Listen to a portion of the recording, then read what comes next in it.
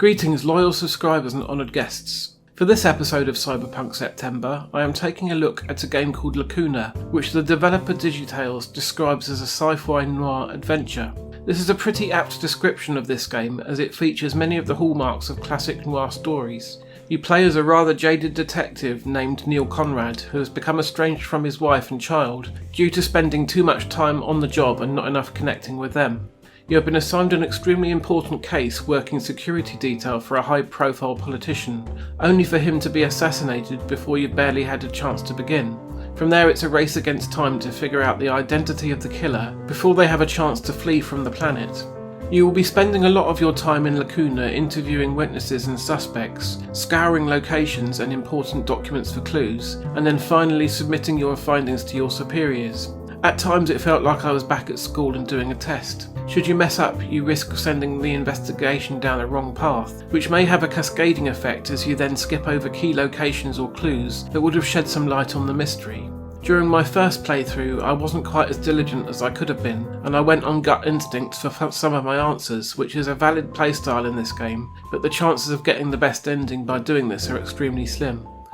Your investigation will never truly come to a dead end though, as each of the 3 acts presents new clues to set you back on the right path. Even though I messed up several times in Act 1, by the end of the game I at least managed to claw back a fairly positive outcome. Lacuna only takes about 4 or 5 hours to finish, which lends itself nicely to repeat playthroughs. On my second attempt I was able to piece all the clues together properly and submit every sheet correctly. The answers are all there as long as you're thorough and take your time to look through all of the evidence presented to you. You don't have to worry about action sequences at all this time. The few gun battles that can potentially occur will unfold as cutscenes based on your previous decisions. This is the ideal sort of game for those who enjoy slower narrative-based experiences with an emphasis on character. You can either play Neil Conrad as a bit of an ass who has no time for his family and who cuts corners at work, or you can play him as a husband and father who is desperate to reconnect with his wife and daughter, while also trying to avoid a potential interplanetary war. Lacuna also has a distinct visual style, with the entire game taking place from a side-on perspective in some really nicely drawn pixel art. The characters may not be super detailed, but they still manage to be nicely expressive. At key moments during the story, Neil will interject with a paragraph or two of voiceover, again very much in a classic film noir style.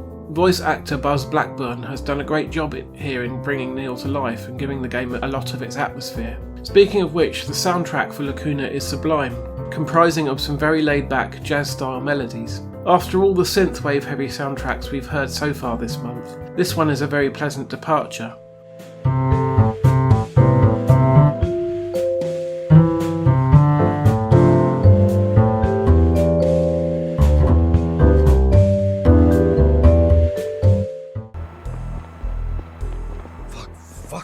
Fuck!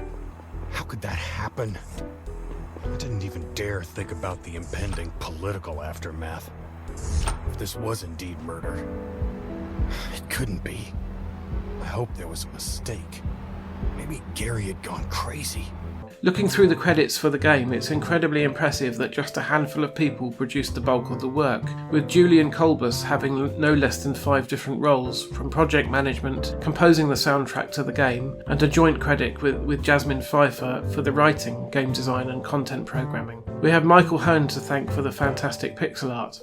Before playing this game, I wasn't sure if I was really going to like it. I was concerned that I would find it too cerebral and slow. I needn't have worried, as there are no puzzles that prove to be too taxing for me. It's more about paying attention and looking through your files to review the data thoroughly, rather than coming to a snap decision. I didn't find the game too slow either, as each individual act is only about an hour and a bit, and the plot actually moves at quite a rapid pace. Lacuna costs between $12.59 and $17.99, depending on the platform and if there is currently a sale. And you might think that is a pretty steep price to pay for such a short game, but I highly doubt that you will achieve the most optimal outcome during your first playthrough, unless you were some kind of super genius or using a walkthrough. So chances are you will want to play it twice or more. If any of this has made you curious to try the game, then I sincerely recommend that you do. As with a lot of other games I've covered for Cyberpunk September, I have discovered that Digitales is currently working on a follow-up to Lacuna called Beyond Horizons, which is going to be another futuristic detective tale from the looks of it. It has gone straight on my Steam wishlist. I've got just one more review to come for Cyberpunk September, which will be along in a few days' time. If you enjoyed this episode, then please consider leaving a like, subscribing to the channel, dropping a comment or sharing on social media. See you in the Matrix, and in the meantime, take care.